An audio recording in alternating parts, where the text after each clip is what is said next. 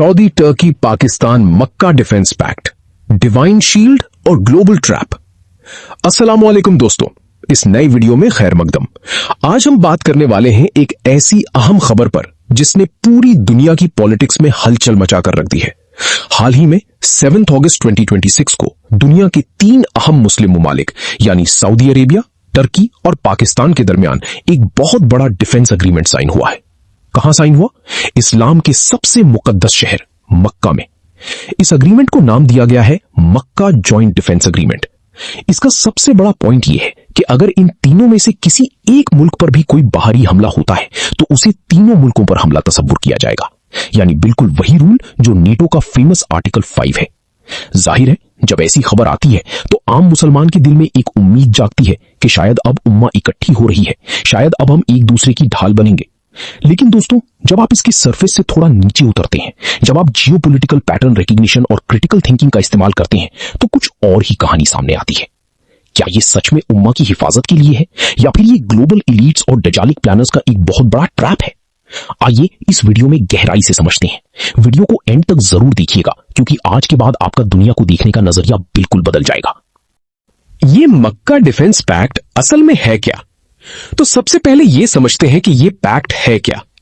जब Saudi crown Prince Mohammad बिन Salman, Turkey के president Tayyip Erdogan और पाकिस्तान के प्राइम मिनिस्टर शहबाज शरीफ ने मक्का में बैठकर इस एग्रीमेंट पर साइन किए, तो दुनिया भर की मीडिया में यह हेडलाइन बन गई कि क्या एक सुन्नी नेटो बनने जा रहा है।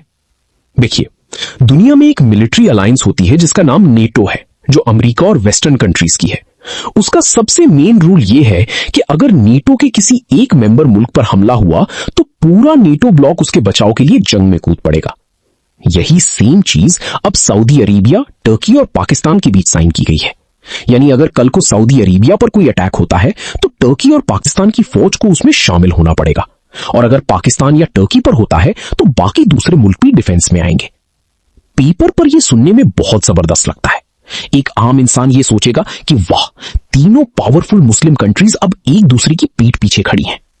लेकिन यहां पर एक सबसे बड़ा सवाल खड़ा होता है जो मेन स्ट्रीम मीडिया कभी नहीं पूछेगी। सबसे बड़ा सवाल, गाजा के वक्त ये ताकत कहां थी? दोस्तों, जरा थोड़ा सा पीछे मुड़कर देखें। जब फलस्तीन में, खासकर गाजा में, एक बेहद दर्दनाक और खौफनाक जेनोसाइड, नस्ल कुशी चल रही थी, जब मासूम बच्चों और औरतों को बॉम्ब्स के जरिए शहीद किया जा रहा था, तो क्या इन तीनों मुल्कों के पास ताकत नहीं थी?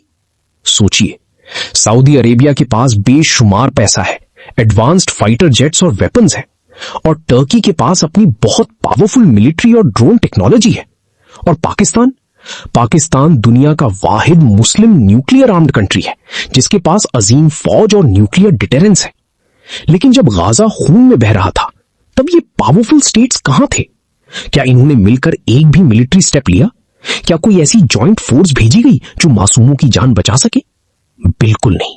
हमें मिली सिर्फ लंबी लंबी तकरीरें, डिप्लोमेटिक मीटिंग्स और खोखले बयान। ट्रेड लाइंस चलती रही, ऑयल सप्लाई चलती रही, और लोग बॉम्ब के नीचे मरते रहे। तो फिर अब अचानक ये डिफेंस पैक्ट क्यों साइन हो गया? जवाब यह है कि जब सेक्युलर नेशनलिज्म, वतनियत और ऐसी हुकूमतें जो अपने कुर्सी और रेजीम की सर्वाइवल के लिए चलती हैं, कोई पैक्ट साइन करती हैं, तो वो उम्मा को बचाने के लिए नहीं होता, वो अपनी सरकारों और अपने मुखालिफिन से बचने के लिए होता है। टाइमिंग को समझें, ये ट्रैप किसने बिछाया है? अब आते हैं सबसे अहम पॉइंट पर। इस एग्रीमेंट की टाइमिंग इतनी अहम क्यों है?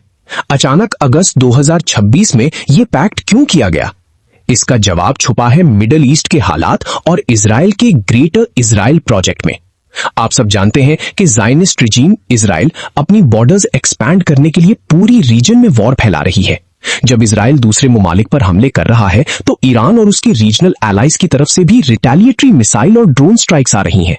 इन स्ट्राइक्स की सीधी जद में सऊदी अरेबिया भी आ रहा है।